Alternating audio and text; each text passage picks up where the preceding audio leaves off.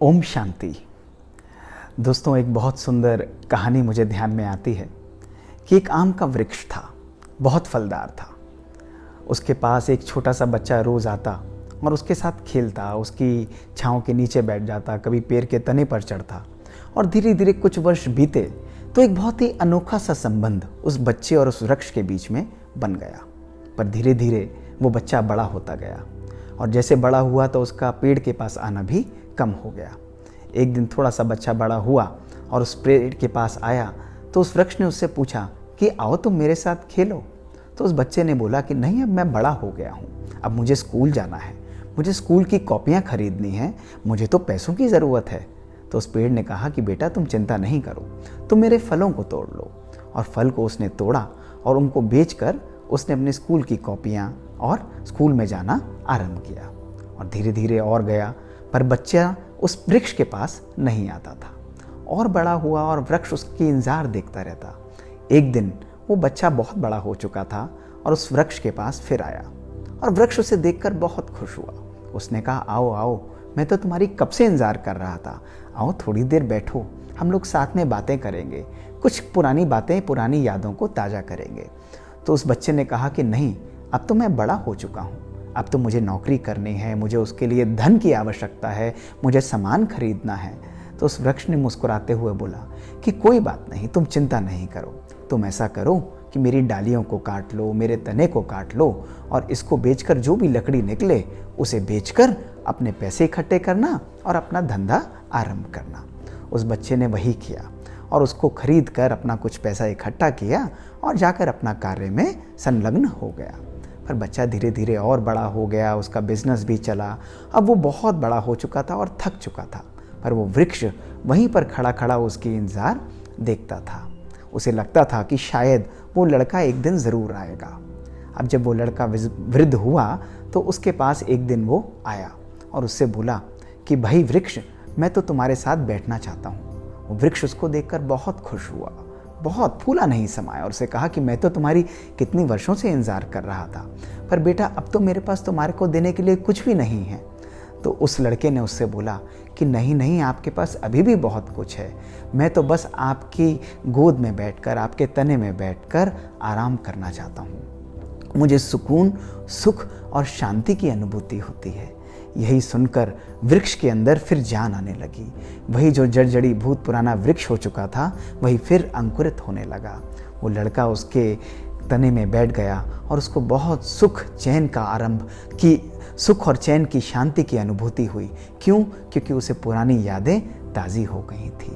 दोस्तों, कहीं ऐसा तो नहीं कि यही कहानी हमारे घर घर की भी है? ये वृक्ष कोई और नहीं, ये वृक्ष हमारे घर के बड़े और बुजुर्ग ही होते हैं। दोस्तों, वर्ल्ड एल्डरली डे पर आज हम सब बहुत सुंदर बातों की चर्चा करेंगे।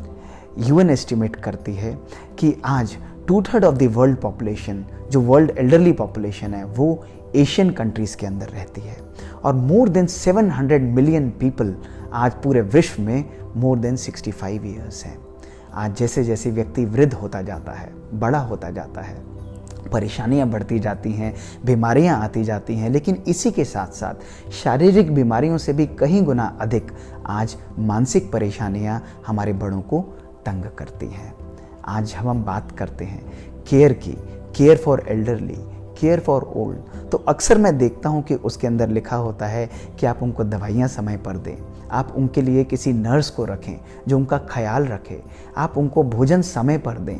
ये सब बातें तो बहुत अच्छी हैं, लेकिन आज क्या यही सब बातें पूरी करने से हम किसी व्यक्ति को, किसी वृद्ध व्यक्ति को सुख और चैन की अनुभूति करा सकते हैं? शायद नहीं।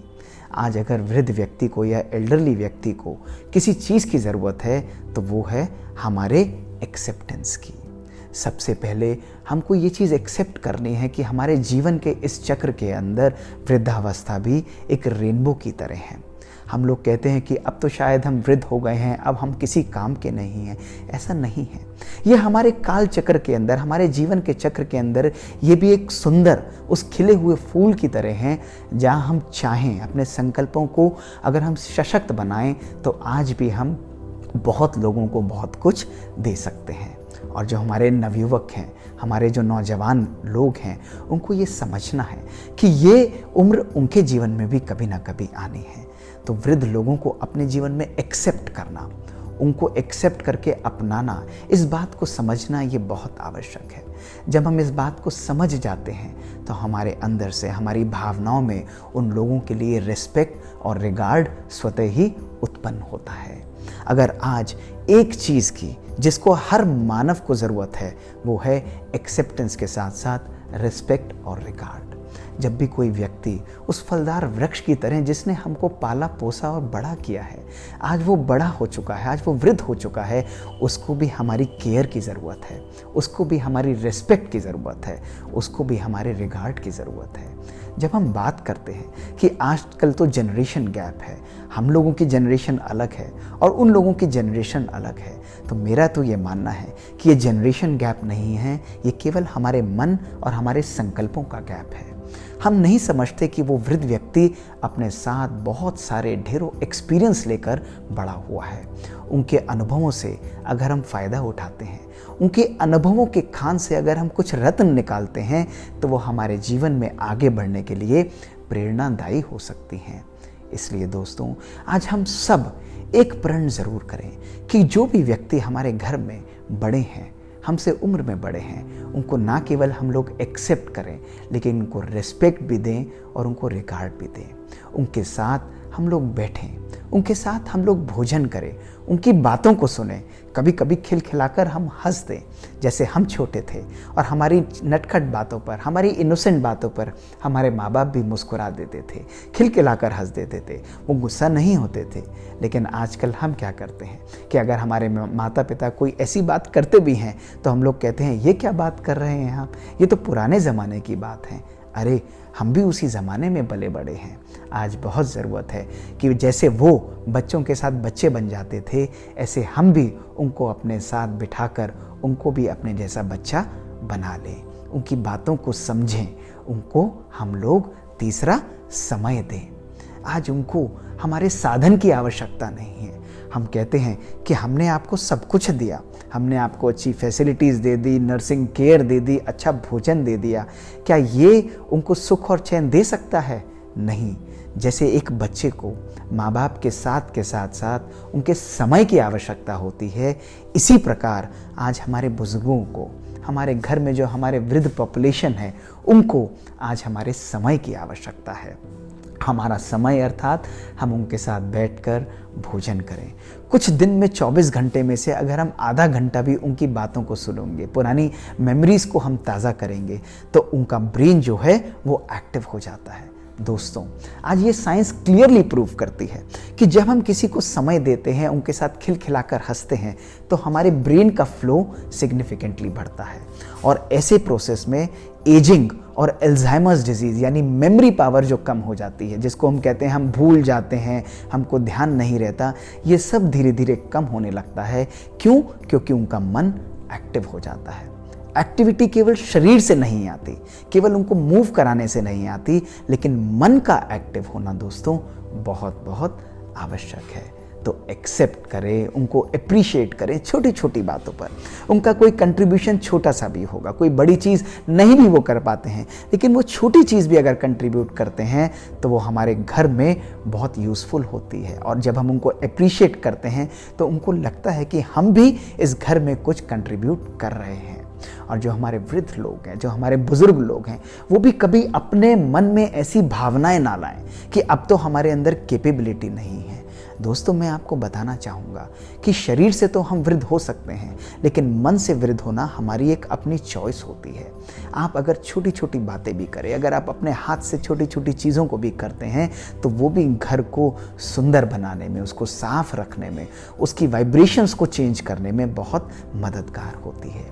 अपने संकल्पों को सदा पावरफुल रखें, अपने संकल्पों को सदा सकारात्मक रखें। और दोस्तों, आखिरी बात जो हम सबको अपने जीवन में करनी है वो है कि कुछ समय योग और मेडिटेशन के लिए ज़रूर निकालें। जैसे हमारे जीवन में हम लोग सदा अपने मोबाइल को चार्ज करते हैं, चाहे वो मोबाइल उसकी बैटरी कम हो जाती है तो हम अपने साथ पावर बैंक भी कैरी करते हैं। इसी प्रकार आज जब हम अपने जीवन में राजयोगा मेडिटेशन को अपनाते हैं तो राजयोगा मेडिटेशन हमारे संकल्पों को पावरफुल करता है। हमारे जीवन में सबसे बड़ा कौन है? हम किसको मानते हैं? परमात्मा को मानते हैं। परमात्मा हमारे घर में सबसे बड़ा और बुजुर्ग है और वो परमात्मा आकर हमको क्या करता है? हमारे सम्मान को पावरफुल करता है, हमको सम्मान देता है कि तुम शांत प्रिय आत्मा हो, तुम शांतमय आत्मा हो। और इसी के साथ जो तीसरी बात मैं आपको बताना चाहता हूँ वो है कि कुछ समय योग के लिए, मेडिटेशन के लिए ज़रूर निकालें। मेडिटेशन हमारे मन को रिलैक्स करता है, मेडिटेशन हमारे मन को एम्पावर करता है, हमारे मन की शक्ति को बढ़ाता है, हमारे एजिंग प्रोसेस को स्लो करता है। आज साइंस ये क्लियरली बता चुकी है कि जो लोग लंबा जीते हैं, लंबा जीने वाले व्यक्ति अपने संबंधों को बहुत श्रेष्ठ बनाते हैं, अपने संकल्पों को खुशी, शांति, प्यार, पवित्रता और आनंद से परिपूर्ण करते हैं। यदि हम अपने जीवन में सकारात्मक संकल्प लाते हैं तो ये सकारात्मक संकल्प हमारे मन को एक नया दिशा निर्देश देते हैं। दोस्तों, मेडिटेशन के द्वारा हम परमपिता परमात्मा, जो हमारा घर का सबसे बड़ा है, हमारे घर के सबसे बुजुर्ग हैं, उनके द्वारा हम शक्तियाँ लेते हैं। यही शक्तियाँ जो शांति, खुशी, प्यार और आनंद है, इनको हम अपने जीवन में आने देते हैं। आप सोचो, जिस मन में सुख और शांति है, जिस मन में हर आत्मा के लिए प्यार है, जिस मन में हर व्यक्ति के लिए पवित्रता है, जिसका मन निर्मल और स्वच्छ है, वो घर कैसा होगा, वो मन कैसा होगा, वो शरीर कैसा होगा? वो शरीर सदा सशक्त और पावरफुल रहेगा, वो सदा हेल्दी रहेगा। आज साइंस ये भी बता चुकी है कि यदि हम पावरफुल संकल्प अपने मन में रखते हैं तो ये पावरफुल संकल्प हमारे जीन्स को भी रिवर्स कर देते हैं, हमारे एजिंग प्रोसेस को भी वापस रिवर्स कर देते हैं। तो आज इस वर्ल्ड एल्डरली डे पर हम एक बात सदा समझ कर जाएंगे, जो परमात्मा ने हमको कही है, वो यही कहा है कि जहाँ growing old is mandatory, growing up is optional. आइए आज हम अपने संकल्पों को, अपने जीवन को परमात्मा की याद से श्रेष्ठ बनाएं। अपने घर को स्वर्ग बनाने के लिए अपने संबंधों को, आपसी संबंधों के अंदर प्रेम, प्यार, आनंद को इनकॉर्पोरेट करें, उसको अपने जीवन में आने दें। यही एक वर्ल्ड एल्डरली डे को सच्चे रूप से सेलिब्रेट करने का एक उचित उपाय है। दोस्तों, घर को स्वर्ग बनाने के लिए आज हमको अपने मन के अंदर एक परिवर्तन लाना पड़ेगा। ओम शांति।